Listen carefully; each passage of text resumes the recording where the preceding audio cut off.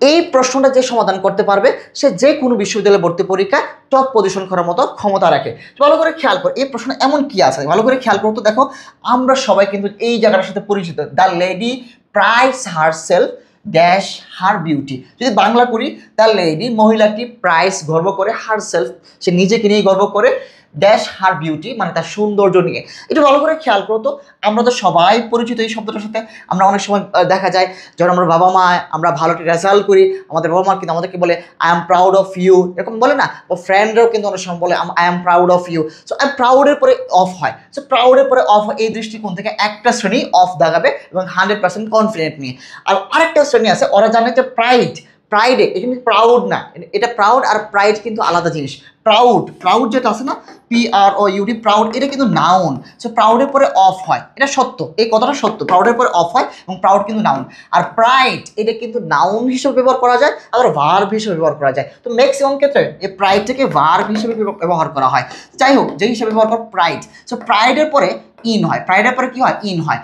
প্রাউডের পরে হয় অফ আর প্রাইডের পরে হয় ইন। তো এই দৃষ্টিকোণ থেকে মোটামুটি যারা একটু ভালো লেভেলের স্টুডেন্ট ওরা হচ্ছে এরা 90%-এর উপরে এইটা দেখাবে যে ভাইয়া প্রাইড ইন, কারণ প্রাউডের পরে হয় অফ আর প্রাইডের পরে হয় ইন। এতটুকু ঠিক আছে। আর দুঃখজনক হলো সত্য, ইন এটাও ঠিক নাই, উত্তর এটা না, এবং অফও উত্তর না।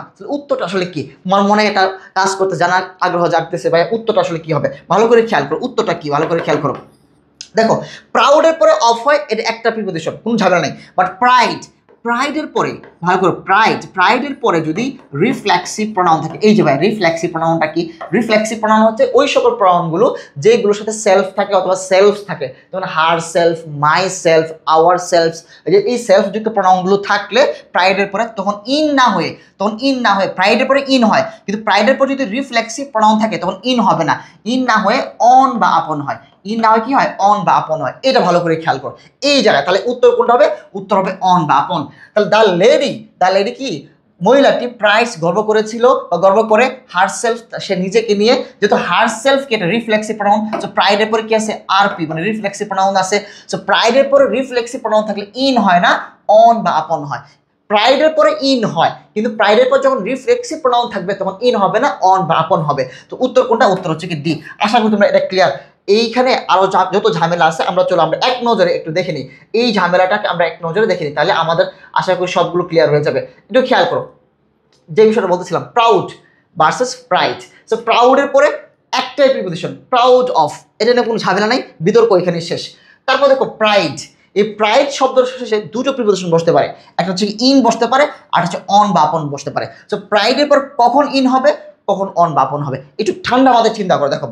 দেখো যে প্রাইডের পরে যদি রিফ্লেক্সিভ প্রনাউন, কোনগুলো যে সেলফগুলো থাকলে, যদি সেলফযুক্ত বা সেলফযুক্ত কোনো কিছু থাকে তখন অন বা আপন হবে। আর রিফ্লেক্সিভ প্রনাউন না থাকলে ইন হবে। সো প্রাইডের পরে দুটো প্রিপোজিশন, ইন, অন বা আপন, ইন, অন বা আপন। আর প্রাউডের পরে অফ। সো এই ঝামেলাটা যদি আমার ঠিক হয়ে যায় তাহলে খেয়াল করো এই জায়গা থেকে আমরা দেখি, এই জায়গায় প্রশ্নটা সলভ করি আমরা, এই জায়গায় প্রশ্নটা সলভ করি। সবাই চিন্তা করে দেখো, হি ইজ প্রাউড। সো প্রাউডের পরে চোখ বন্ধ করে একটা প্রিপোজিশন, প্রাউডের পরে অফ, এটা নিয়ে কোনো ঝামেলা নেই, বিতর্ক নাই। So proud of, answer proud of, এটা নিয়ে কোনো ঝামেলা নেই, অ্যান্সার করতে পারলাম। We are proud. সো প্রাউডের পরে কি হয়? অফ হয়। প্রাউডের পরে টু হয় না, ইন হয় না, প্রাউডের পরে অফ হয়। সো এটাও ক্লিয়ার। সো এটা আমরা পারতেছি, সো এটা কোনো ঝামেলা নাই। তারপর দেখি হি প্রাইস, এই যে প্রাইস, এই প্রাইসের পরে কিন্তু দুটো প্রিপোজিশন হয়। প্রাইসের পরে কয়টা হয়? দুইটা, একটা হচ্ছে ইন আর হচ্ছে অন বা আপন, ইন বা অন বা আপন। সো ইন বা অন বা আপন, ইন হয় এটা সবাই জানি, ইন হয় এটা আমরা সবাই জানি। দেখো এখানে অন বা আপন কখন হবে? যখন এই প্রাইডের পরে আরপি মানে কি রিফ্লেক্সিভ প্রনাউন থাকবে। এখানে কি বলা আছে? হি প্রাইডস হিমসেলফ, এরকম কিছু বলা নাই কিন্তু। যেহেতু এখানে রিফ্লেক্সিভ প্রনাউন নাই তাহলে অন বা আপন হবে না, তাহলে প্রাইডের পরে কি হবে? ইন হবে। যে তোমরা কিন্তু এটা মাথায় রাখবা যে প্রাইডের পরে ইনও হইতে পারে, প্রাইডের পরে অন বা আপনও হইতে পারে। যে প্রাইডের পরে যে অন বা আপনও হয় এটা আসলে অনেকে আমরা জানি না। সো এটা আমাদের মূল কনসার্ন। সো প্রাইড ইন, দেখো মুক্তি টু প্রাইড, প্রাইডের পরে কি হবে? ইন হবে। কিন্তু মুক্তি টু প্রাইড হার সেলফ আছে, রিফ্লেক্সিভ কোনো প্রনাউন আছে? রিফ্লেক্সিভ কোনো প্রনাউন নাই। সো আমরা জানি প্রাইডের পরে ইনও হতে পারে, অন বা আপনও হতে পারে। সো ইন হলো, অন বা আপন কেন হবে না? কারণ এখানে মুক্তি টু প্রাইডের পরে হার সেলফ, এই ধরনের কোনো রিফ্লেক্সিভ প্রনাউন কিন্তু এখানে নাই। যেহেতু রিফ্লেক্সিভ প্রনাউন নাই, সো এখানে কি হবে? ইন হবে।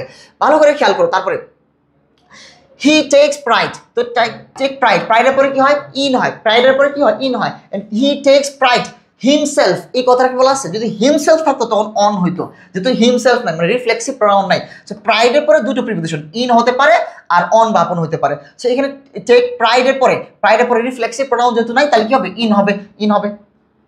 কনসেপ্টটা খুবই ক্লিয়ার। এখন এই জায়গাটা দেখো, এইখানে হি প্রাইডস হিমসেলফ, এই দেখো এই যে প্রাইডের পরে কি আছে? আরপি, রিফ্লেক্সিভ প্রনাউন, তখন কিন্তু ভুলেও ইন দেওয়া যাবে না। সো এই যে প্রাইড, এই প্রাইডের পরে কিন্তু এখানে ইন দেওয়া যাবে না।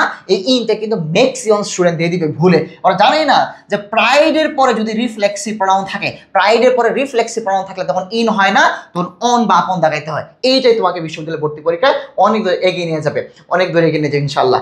তারপর দেখো he prides, he prides himself. So he pride himself, ভালো করে খেয়াল করো যে প্রাইড কি, এরপরে কি আছে? রিফ্লেক্সিভ প্রনাউন আছে। সো প্রাইডের পরে রিফ্লেক্সিভ প্রনাউন মানে কি? হিমসেলফ, হারসেলফ এগুলো থাকলে তখন ইন হবে না, তখন কি হবে না? ইন হবে না, তখন কি হবে? অন বা আপন, তখন কি হবে? অন বা আপন। কিন্তু এই রিফ্লেক্সিভ প্রনাউন হিমসেলফ না থাকলে ইন হয়ে যেত, না থাকলে ইন হয়ে যেত। সো অ্যান্সার কি হবে? অ্যান্সার হবে অন বা আপন।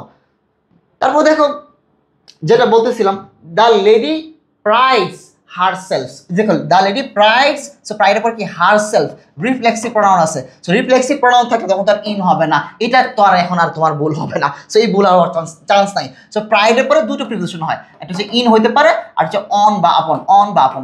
সো অন বা আপন কখন হবে?